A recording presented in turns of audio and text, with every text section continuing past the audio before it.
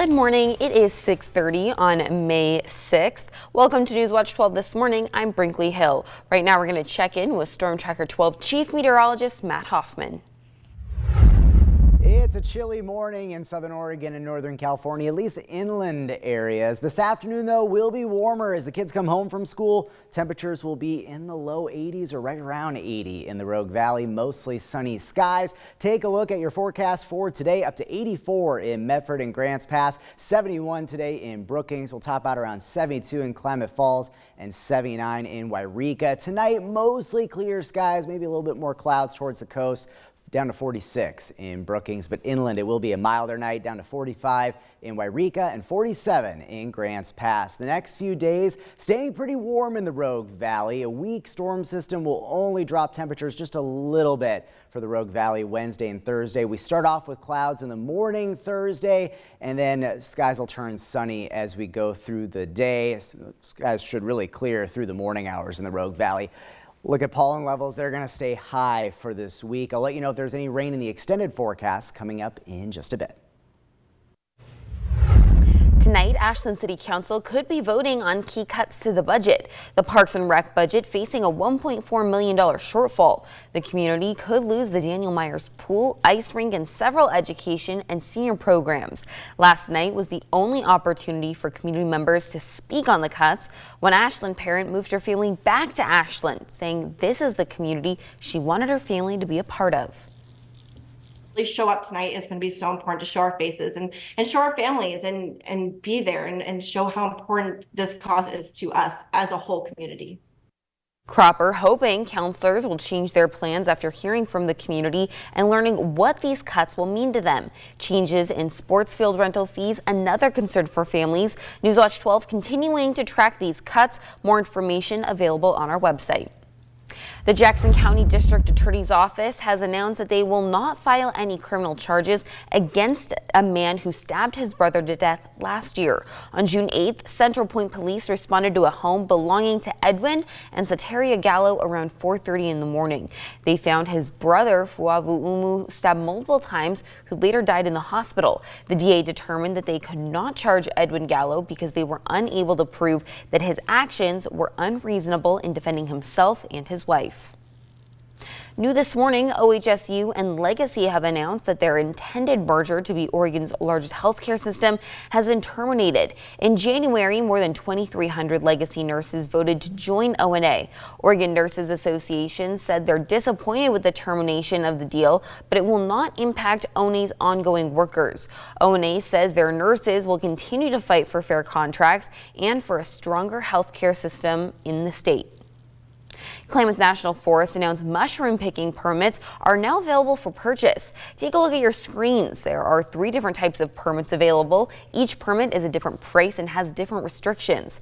Permits are required to collect mushrooms in the Klamath National Forest. You can purchase a permit at Forest Service offices in Happy Camp, McDowell, and Fort Jones.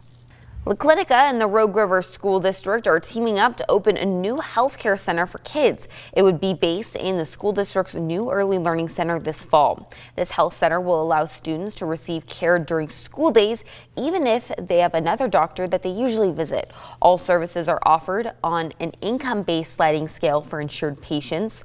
Most insurances are accepted, including the Oregon Health Plan. It will be La Clinica's 20th school health center in Jackson County. Onto a traffic alert. Parts of Biddle Road and Morrow are still closed this morning for sanitary sewer improvements. You can see the northbound lane of Biddle at Progress Drive, and Morrow Road between Biddle and Progress Drive will be closed. Detours are in place along Progress and Poplar Drive for those closures. The closure is expected to open soon at 7 a.m. Onto a scam alert. Oregon State Police and the Jackson County Sheriff's Office warning you of scammers impersonating the Sheriff's Office. Some going as far as to spoof the Sheriff's office phone number. Residents say they're receiving calls from authorities saying to have civil documents for pickup and they need you to call back to schedule an appointment. Other scammers say that they've intercepted a package and need your sensitive information to get it to you.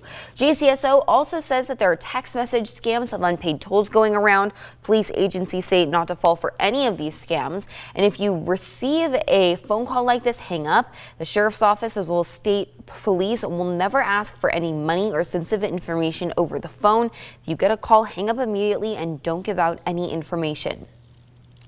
It's World Preparedness Week in California, and emergency services are asking you to prepare for fire season. In 2024 alone, over 1 million acres burned across the state, with the Park Fire being one of the most devastating. To prepare ahead of fire season, you could pack a go bag, learn your evacuation zones, and sign up for emergency alerts like Ready Siskiyou alerts. Another way to be prepared now is to create a defensible space around your home. Oregon State Fire Marshals say small changes to your property can have a big impact on protecting it. Keeping trees and other plants trimmed and cleared of dead and die material, moving flammable or combustible material away from your home, cleaning roofs and gutters, and being mindful of where you're planting will always help to prepare ahead of time.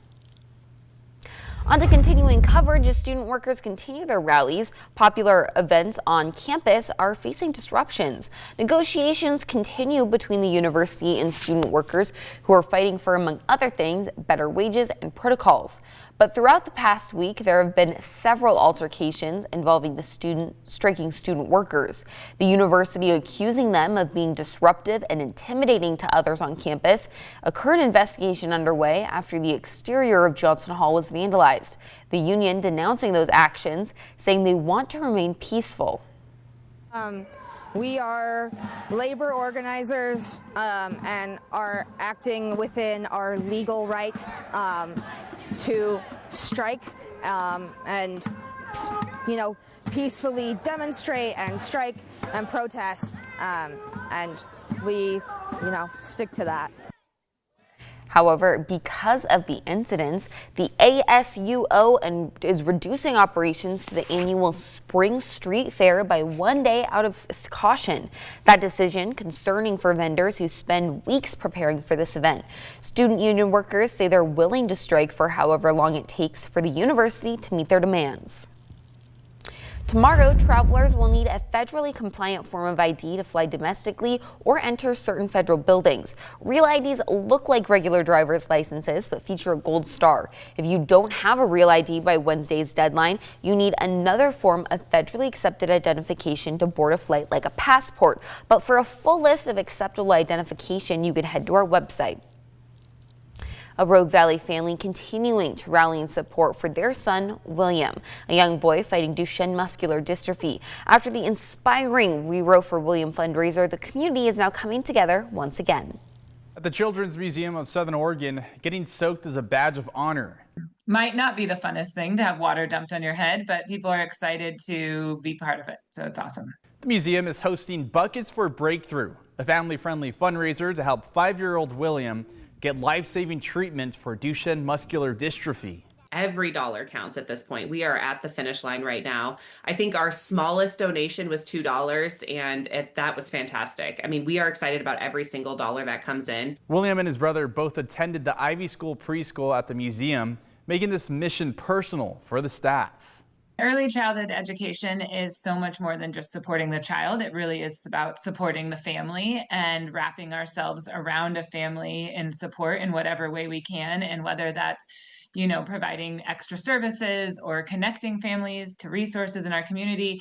But this is an opportunity to do even so much more and to use our platform and our voice in the community to really host something special for a family. The May 7th event features live music, tacos, playtime, and a chance to drench your favorite community leaders, including myself, all for a good cause. But I somehow got wrangled in to also be somebody that's doing it, and there's quite a few people that I also want to support, so it's going to be pretty fun event. The family has raised over $560,000, and they're closing in on their $750,000 goal. Reporting in Medford, I'm Damon Alvarado. You can support William by attending Buckets for Breakthrough Wednesday night or donating online. We have a closer look at William's story available on our website.